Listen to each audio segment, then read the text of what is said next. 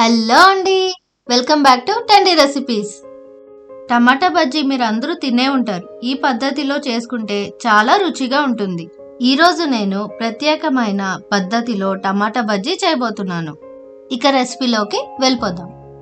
ముందుగా 50 గ్రాముల పుదీనా, 1 టీ స్పూన్ జీలకర్ర, అరచెక్క నిమ్మకాయ, 3 పచ్చిమిర్చి, 4 వెల్లుల్లి రేఖలు తీసుకోవాలి. ఇవన్నీ మిక్సీ పట్టాలండి. ఇవన్నీ ఒక్కొక్కటిగా మిక్సీలో వేసుకుంటున్నాను.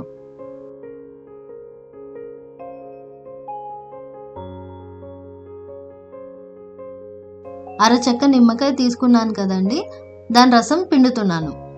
టేస్ట్ కోసం 1/2 టీ స్పూన్ ఉప్పు వేస్తున్నాను. పేస్ట్ కొంచెం నలగడానికి కొద్దిగా వాటర్ వేస్తున్నాను. మనకి అవసరమైన పేస్ట్ తయారయ్యింది. దీన్ని ఒక బౌల్లో తీసుకుంటున్నాను.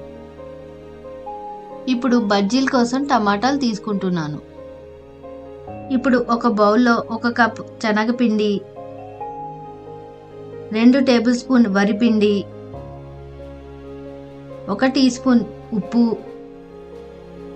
1/2 టీ స్పూన్ పసుపు, 1/2 టీ స్పూన్ వంట సోడా వేసుకుంటున్నాను. తగినంత నీళ్లు వేసుకుని కలుపుకుంటున్నాను.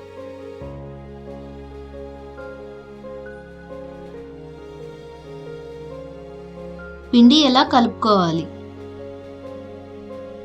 ఇప్పుడు టమాటాల్ని మరీ సన్నగా కాకుండా మరీ లావుగా కాకుండా స్లైసెస్ కింద కట్ చేసుకోవాలి. స్లైసెస్ ఈ మాత్రం మందంగా ఉండాలండి. స్టవ్ మీద బాణీ పెట్టుకుని డీప్ ఫ్రై కోసం ఆయిల్ వేస్తున్నాను.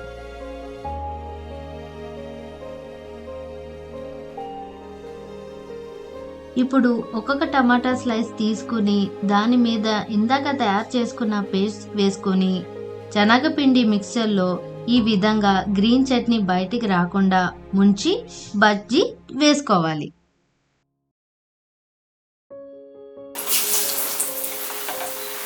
బజ్జీ నూనెలో వేసిన తర్వాత ఇలా గరిటెతో కొద్ది కొద్దిగా నూనె జల్లితే బజ్జీ బాగా పొంగుతుంది.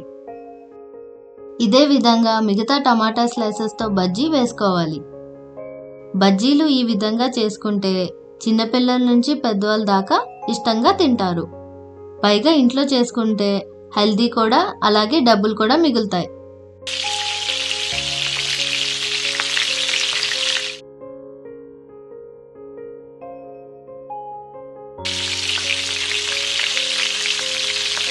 మన మొదటి బ్యాచ్ బజ్జీలు రెడీ అయిపోయాయండి. స్ట్రైనర్ సహాయంతో బయటికి తీసుకుంటున్నాను. ఇదే విధంగా బ్యాచ్ వైజ్గా బజ్జీలు ఫ్రై చేసుకోవాలి. ఎందుకంటే బాణీని ఎక్కువ బజ్జీలతో ఓవర్ క్రౌడ్ చేస్తే మన బజ్జీలు సరిగ్గా ఫ్రై అవ్వవు, అలాగే క్రిస్పీ కూడా అవ్వవు. మన బజ్జీలన్నీ రెడీ అయ్యాక ఇలా సర్వ్ చేసుకున్నాను. అయితే ఈ వీడియో మీకు నచ్చిందని అనుకుంటున్నాను.